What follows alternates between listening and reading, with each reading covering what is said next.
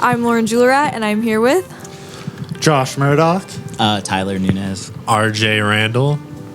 And we're Heartflip. Heartflip. starting off with your guys' name. How did that come about? So I came up with the name, but basically it's kind of like a play on like skateboarding. So like I grew up skateboarding a lot, and like there's like kickflip, hard flip, like so I was kind of like I figured that. Also, there's like a band called This Wild Life. I was really into them like younger, and they had an album called Heartflip, and I just thought that was like really sick, so I kind of just stuck with it. And then for anyone that doesn't skateboard, like what would a heart flip look like? Is it like a move? Or Yeah, so like a hard flip, actually, like hard with the D, like hard flip is like where the board like almost like flips 180 in the air and then spins last minute and you land on it. It's very hard, so that's henceforth the name. But yeah, I think like a heart flip for us is literally just like flipping a heart upside down type deal, you know? And then what were you guys just doing? Like you were showing me, like with your hands, your like that. We logos. tried to make a symbol with our hands, and so we've kind of figured out, we came up with that because we have the upside down heart deal. I love it. on. That's super cool. Yeah. And then how long have you guys been around? Because your EP first release was in 2023. 2023. We've been around for almost 2 years now, I think. Tyler released the demo first. Yeah. And before that, we all...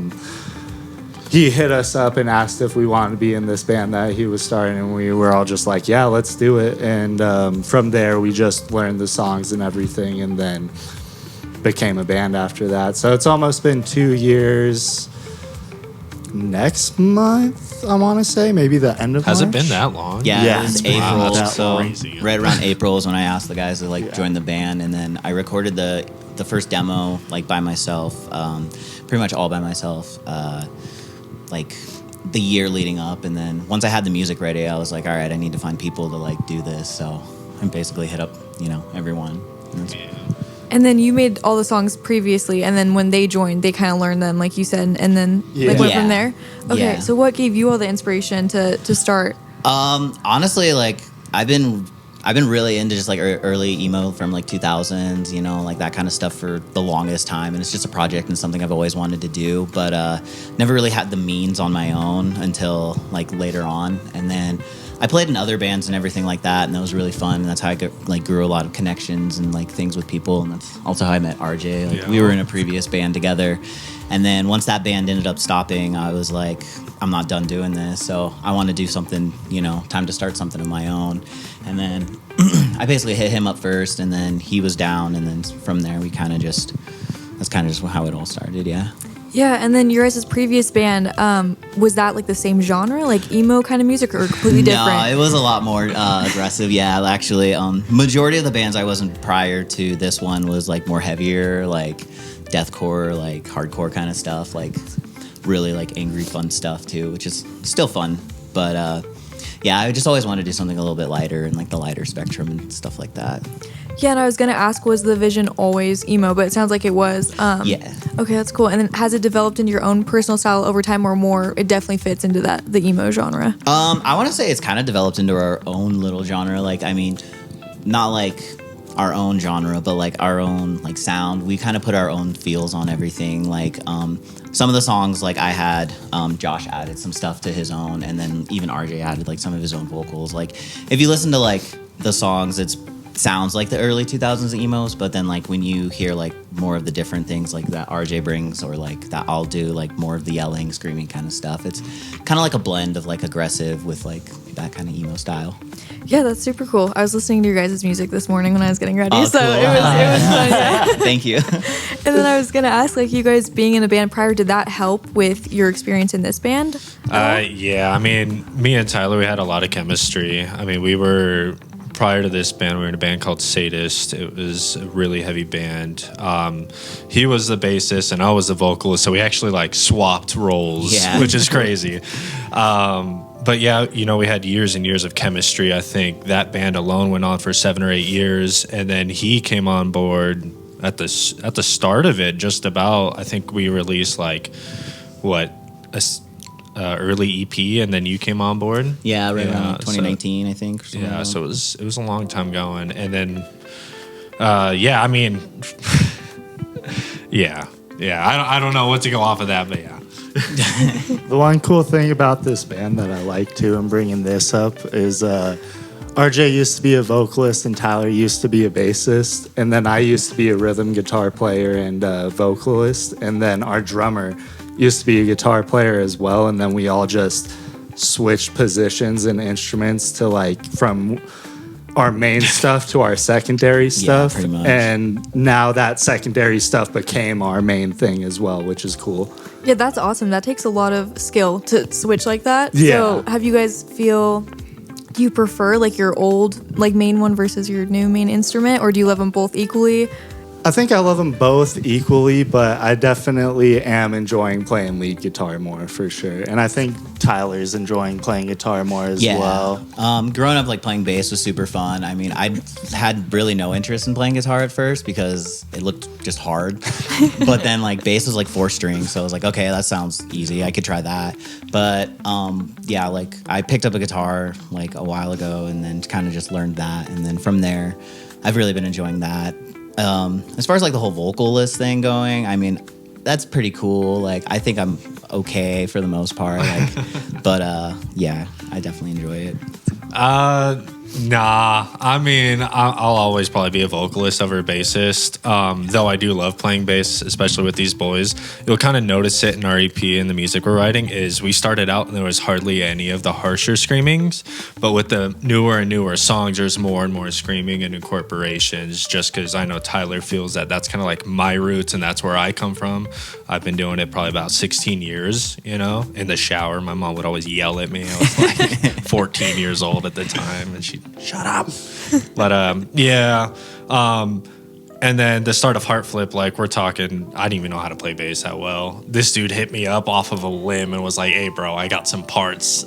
Yeah, pretty much. And then next thing you know, I'm playing it, and then next thing you know, I'm playing and I'm screaming, and you know, it's all just yeah. You've definitely come a far way too. Like I think you've improved. Like you were good, but now like you're really good with it. You know, like now you seem a lot more comfortable and everything like that. Yeah, I think it's just because I have like a history of like playing drums. I played drums for a while there, and that kind of helped me like boost my skill set into bass because I could keep time better and stuff like that. Yeah, and you have like rhythms and stuff. Yeah, as exactly. Well and stuff. One thing I would say is like I feel like since we have like came from like main things to like a secondary thing, I think we've all grown in those areas more, and I think that's something we can all appreciate, that the fact that like we have this band to kind of push us in a different direction and help us like grow as like musicians and artists. And because you mentioned you were playing that instrument before we kind of went on this side. Were you in a band prior to? I was in a band, but they never really went anywhere and stuff. Like I was trying, like I started this project with my friend and it just didn't work out and stuff. And then after that, kind of had like a falling out. Tyler actually hit me up and I was like, perfect. Like people who want to do this stuff and like want to play shows and record music and stuff like that. And it's been great ever since, for sure. I remember I think our first band practice where we were actually all together, I remember us playing through the 3 songs we had because we already all learned them, but like separately. And remember just being like, okay, this is it. Like, this is the band that's actually like gonna do something. And like our first practice is already great. Like I can't wait to see what else happens. And it's been great ever since. And you guys, so you practiced with the 3 songs that were already made, and then how did it go from there creating music together? Or did you kind of still primarily make the music and then you guys learned Tyler had a couple songs. A majority of the current EP, I would say, is a lot of Tyler with us adding in and like chiming in on it and adding little stuff, like me adding leads to like the beginning of Ghost, where like Ghost didn't used to have leads. Our Elation actually is one of the first songs we wrote together. I just had some chords and everything and played some of them, and then ideas just started piling up, and then we kind of just structured everything and just made it from there. And that's something we're trying to do more as well, is collaborate with each other and stuff. Like our latest song, like that isn't out yet. We played at our last show. It's called Sleeping with Strangers. that was a majority of me, but then when I brought it to them, they were like, we should do this and change this. And I was like, perfect, like, let's do it. And so we're, even if one person's writing a song, we all chime in and add something to it, change something to it. So it's more not just me or Tyler, but more of all of us. Little piece of all of you guys in your Yeah, music. like we all try to like at least collab like all together like with everything and make sure everyone's like happy with like what it is, and like everyone gets pretty much a say like on the music and like where like in their songwriting and everything like that. How long did it take for you guys to start performing live or recording from initially making music? I think our first our first practice was like around April, and then we ended up getting a show, I think it was December, yeah, later that year. So probably we had 2 back to back. Yeah, it was kind of a while, but at the same time, I think it was good because we wanted to make sure like we could bring something to like the public that's actually like, you know, palatable or like good to use. You know, like we wanted to be more like practiced and make sure like it was actually like presentable. You know. Yeah, and we could have done it earlier and stuff, but we wanted to be prepared. You know, we didn't want to just go up there and then just bomb it, you know, like we wanted to make sure like which we still everyone we've done that. Yeah, it happens, but it is what it is. Yeah. If you guys had to relive your first show, like what were your feelings? Like how did you feel on stage? Were you nervous? Were you excited? Was it, I don't know. How did you feel? Both, honestly. Yeah, the first show, yeah, definitely probably like the most nerve-wracking one.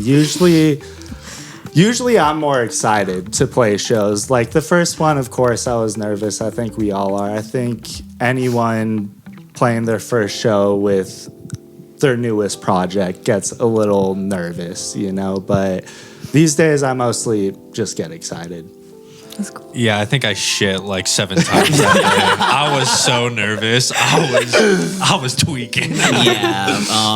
I think one thing like RJ and I definitely struggled with, especially towards the like ending days of like Sadist, our last project, was we had a lot of like anxiety and nerves with like performing and like being in front of people and everything, and like it's just something you got to kind of like put yourself out there to do, and the more you do it, the more you feel comfortable actually like performing, and then you feel better. I would say like the first couple of shows for sure, I was definitely a nervous wreck. Like I've never been a front man or a singer or anything like that in my life, so like having that spotlight on me was a little different and something I had to kind of grow and like learn. But now as like the things go, like I think it's more of like excitement, like Josh said. Like we're just happy to like be there and just hang out and like play songs with our friends. Yeah, we just want to have fun. Yeah, literally, we're just friends. Going back to kind of what we talked about before the interview started, you guys were on hiatus for a little bit because you went to Asia, was it? Yeah. Yeah. I went to Asia for like a month. This man's Mr. International. He'll travel around a lot, which is cool. Like I respect that, you know, like a lot of people don't really take the time to really like go and experience new things, new cultures and all that. So the more power to them. But I mean, it does kind of put a halt on us, which is fine, you know. Like, it sucks because that's like when we get all the opportunities to do cool shit, and it's always when I'm just out. Like, oh no. I'm definitely the anchor, as much as I hate to say it, but these fools, I love them and they love me, so patiently waiting, and I appreciate it. Yeah. But I mean, I came back from Asia after that month, and our first practice, that was like the best practice we ever had, so we're tight. Yeah, you know? anytime we like go away from it and take some time off and come back, it's just like, oh dang, this is what it was like. That's so sick. Yeah. It's like a good to come back. That's awesome that you guys are able to pick up where you left off after hiatus. That's really cool. And you guys just had a show at the Holland Project, right? Yeah. How was that? What was that like? It was honestly really awesome. Yeah, we ended up playing with Glass Generation from LA, Close Curtains from here, and Boy Sweat. Yeah, the boys. It was a good time. We love playing Holland. I mean, we love playing pretty much any show in Reno. Reno's a fun little place to play, but we are trying to branch out and like play other spots as well and kind of get our names in different markets and everything like that. Have you toured before, or do you want to tour anytime soon? We would like to tour. We're thinking about doing a run in August.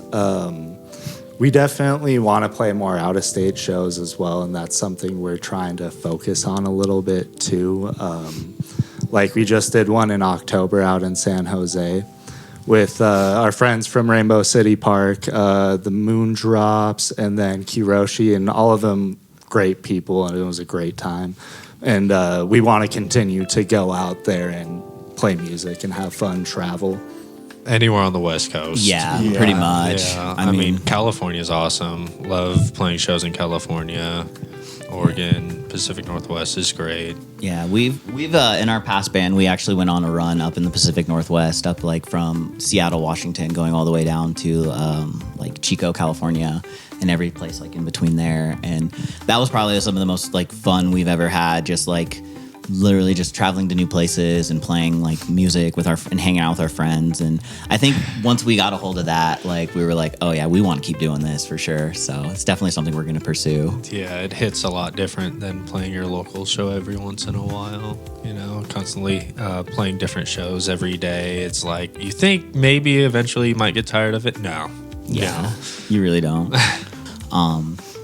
But I would say like our style pretty much works for just about anything, like any like kind of genre. Like we have like, you know, more like indie kind of vibes or like rock kind of vibes where we could play like a good rock show, but at the same time, you know, the harsh vocals and then like the like punk like downbeats and all that stuff kind of really like pull together for more of like the punk side of things and everything. So I kind of say we could really kind of just play just about any like show as far as Reno goes with the scene and everything. And then are there any musical inspirations you guys pull from when you're making music or anyone you look up to? Oh yeah, like so many. Honestly, like I would say one of my biggest inspirations, especially for this project, was a band from Pennsylvania called Tiger's Jaw. One of my favorites, probably been one of my favorites for the longest time, and I just like the idea of taking like punk roots, like rooted styles, but then just guitar driven like riffs and stuff like that just make it real fun and everything. Yeah, Tiger's Jaw for sure Yeah. for me, and then Joyce Manor as well. Shout out to Torrance. For like bigger bands, and then like smaller local bands as well that kind of inspire me are well, of course these guys definitely help, and like I get a bunch of inspiration from them all the time, but big shout out to my friend Tony, because he's always been someone who inspires me. He has a project called LOL What, and I see him every week, every other week, but every time I'm with him, I learn something new, find something new. Yeah, I'll probably branch off of what Josh said. In terms of like mainstream and inspirations, there's not a whole lot. Like vocally, it's more on the heavier sides. Like I draw heavy inspirations from a band called Spite, Darius. A lot of his vocal techniques are a lot of things I incorporate myself, but I tend to look at the local side of things. Specifically some of my buddies, Draven Carter and Wisecrack, right? LOL What is great, Too Close for Comfort, like all those guys are big homies. Seeing your friends play on stage hits a lot different than seeing, you know, any other band on stage, and making friends too, especially. But yeah, the local scene is definitely probably the biggest inspiration I pull, and it just helps me drive forward as an individual and makes me want to get better. And yeah.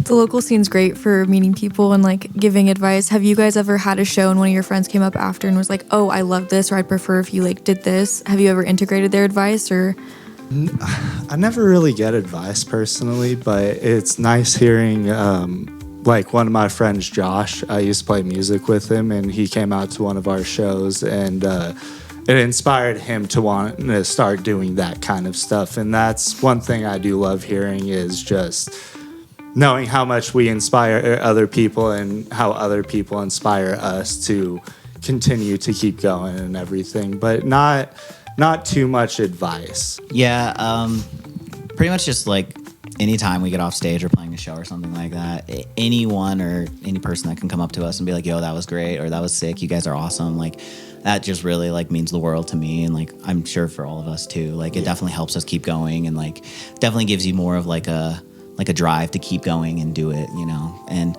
yeah, hearing like he's like, we've inspired other people to like start projects or do things like that, to make music or anything. I think that's so awesome, like, because at one point, you know, we were just like in that crowd like watching band and then getting inspired, and then for us to return that back to them is like so sick. I don't got much else to say, but yeah. Nailed it. I'm just like, they covered it. Nailed Yeah, it. that's good. Pretty much. Right? I don't want to rinse and repeat everything, but yeah, we appreciate everyone that provides a constructive criticism. We've had a few people come up. There's been a few of my homies that came up and like, bro, you played like dog. And it's like, damn, what the fuck? Yeah, I mean, it happens. whatever, It dude. happens. It happens, You just do better the next time, or you just use it as a drive, like inspiration. If you let it like get you down and then like disencourage you to do like what you want to do, then I don't know. I think that's like Everyone has bad shows. Everyone We've had has bad shows. fantastic shows. We've had bad shows where I've just totally bombed it. It happens. Like, Yeah. It's just performing. Yeah, It's exactly. like having good days and bad days. We all have them. Like there's gonna be those shows that you remember for being like super lit, great time, and then there's those shows where you're gonna remember like, oh, I didn't do too well right here, but you can't let it get you down. You just gotta pull through it. Yeah. As long as you look good on stage, Yo. then you sound good on stage. Yeah, I agree with that.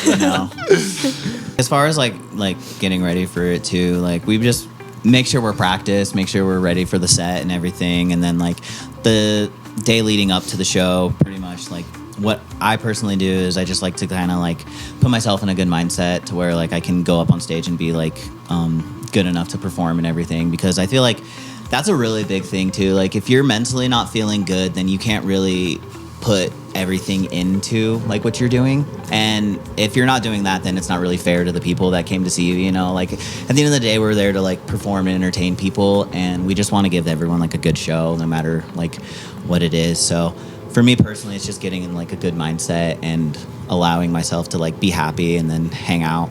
Also too, like hanging out with the friends is always a good way to like have the good vibes going and everything, for sure.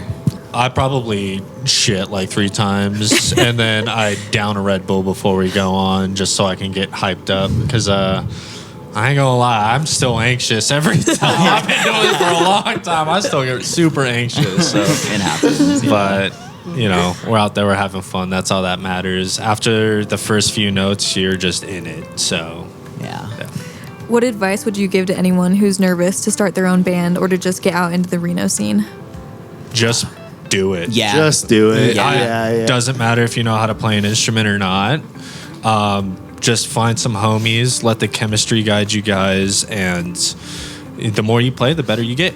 And who cares if you sound terrible or maybe you sound great? Just do it. Yeah, I feel like, just do it. Like, get together with friends, exactly like RJ said. And, like, also, too, like, don't go into your first, like, thing, like, kind of thinking of, like, how you're going to be received. Because, like, at the end of the day, as long as you're doing what you love and you're doing, like, what makes you happy with it, then that should be all that matters, Like, I mean, there's heart flip songs that are literally, like, four chords, and it's the same 4 chords. And, like, it's not technical, it's not like crazy, but at the same time, it's cool and it's fun, and we enjoy playing it. So at the end of the day, I feel like that's really all that matters. And music is just an expression of the soul. So it's hard being that vulnerable sometimes, but I get it. But there are other people out there who could relate, And since you guys have formed, what would you say your band's biggest weakness is and what your biggest strength has been? Ooh. We don't play RJ's enough our- shows. What? What? RJ's our biggest weakness. Damn. No. I'm just joking. Damn. Yeah, I mean, I would agree with RJ. Like, just the exposure is a big thing for sure, and like nowadays with like the way things move with like social media and like online and everything, being current is very like a thing you have to do now. So I would say that's definitely a weakness for us. But I think a strength for us is the fact that like at the end of the day, we're all just like 4 best friends, just hanging out, having fun, playing music that we love, So as long as you have like friends and people you get along with, that's really all like that you could ask for, And like the social media thing you said, I feel like you have to be on social media all the time as a band recently to like keep promoting yourself. Right. Do you guys feel the same way? You have to constantly post what you're up to? 100%. Like, it's no longer just like you're a singer in a band or you're a guitar player. Like, you're a person in a band, and you're also a social media manager, and you're also like a content creator, and there's just so much more layers to it with like being current and making currency. And sometimes it can be a little overwhelming, and sometimes it can be kind of hard to do, but at the same time, I feel like as long as you're just getting some stuff out there and some exposure, even if it's just like a phone video from a show or something, like as long as you're somewhat getting yourself out there and getting more known and views and stuff, it's totally like fine. And then what's something about Heartflip that like no one would know? Like no one's heard a story, or no fans would know this. Like it could be a funny memory, a story, anything of that sort. That's hard. Yeah, I never thought there about is technically a fifth member of Heartflip that no one really does know about it, because he does only come around on practices. Oh, word. He is called the Rattlesnake. The rattlesnake. Yes, yes. And I don't know if he'll ever make an actual appearance to the show or a show, but if he ever did, let's just say we've never seen RJ and Rattlesnake in the same room at the same time. So there's Why Pretty not? suspicious. That's yeah, crazy. it's pretty sus, That's you know? crazy. There is a fourth member, actually, too, that isn't here today. His Oh, yeah, name's Hunter. Hunter. Just a shout out to Hunter. We love you. Sorry Yeah. you're sick and that Yeah. you couldn't be here. But we don't want to get sick, and we love you. So Yeah. drink some fluids, get better. We love you. Okay, In time. perfect. Okay, so don't just anything that comes to mind. It can be related, not related. Don't think. Just Don't just think. go. Okay, first word we have is music. Guitar. Hard. Knock loose. All right, the next one, Reno scene. Fun. Fun, yeah. Great. Okay, reverb. Pedal. Vocals. A lot. I need a lot. Okay, venue. Holland Project. Holland Project. Yeah. Why the Holland? Why is the first thing? For me, it's like one of the best venues I've ever been to, especially for like DIY, like and all ages. Like one thing that I think a lot of people, especially in Reno, don't understand is how spoiled they are with Holland Project being an all ages venue. Like I've been in the scene since 2013, and there's so many like bands that I've met where they're like, yeah, dude, like this place is so cool. Like there's no all ages spots in our city. Like Denver recently had an all ages venue and it got shut down. Eugene, Oregon had an all ages venue and it got shut. Like all these venues can just get shut down so fast. So the fact that Holland Project like strives so hard, not just to like help build the community and the scene, but like they like really like take care of their artists and like make them feel special. Even if you're just like some new starting off band, you know, like you still feel so special playing there. And it's such a great place. Like huge shouts out to the Holland Project, really. Yeah, the Holland Project's great because when we do shows of the week, if the Holland isn't having a show, usually most of the shows that week will only be 21 and up, which is hard because then everyone that Exactly. wants to go to a show can't. Yeah, and it's also hard too with Reno because it's such like a big like bar casino like type place. Every venue is like Yeah. a 21 plus spot, you know, for the most part. So anytime you can allow like because like people like younger kids and stuff, they need to be going to these shows and everything because they need to be inspired and then somewhat do their own things, you know. Like if they can't go, then like it's like why would I want to do that, you know? Crowd killers. Aggressive. Kind of cool, kind of not. Kind of bad. I don't like when people crowd kill. I mean, be nice at it shows, pick depends. people up There's and a stuff. time. There's a time and place. Am I right? Like there's Yeah. a time and place. Like I mean, I'm definitely one for like like you go into the heavy shows, you know, like this is ass beater music. People are gonna be beating ass, but at the same time, I don't really like seeing shows where there's no one in front of the stage and everyone's like Yeah. pasted to a In the wall back, because yeah. they're terrified of getting. It's like we still want like interaction and all that, you know. Yeah, and I mean to branch off that, like it's cool to smash on your homies and stuff, you know. But I mean, don't hit the fucking 16-year-old, bro. Like they don't deserve that. Like Yeah, exactly. smash on your homies, keep everyone safe. Yeah. Sound check. Yeah. Always late. Check. Yeah. We are. No, that's valid. And then tattoo. Ouch. Needles, I guess. Bodysuit. Ouch. Getting tattooed sucks. The older I get, the more I hate it. I can't sit for very long. They suck for Yeah. real. Yeah.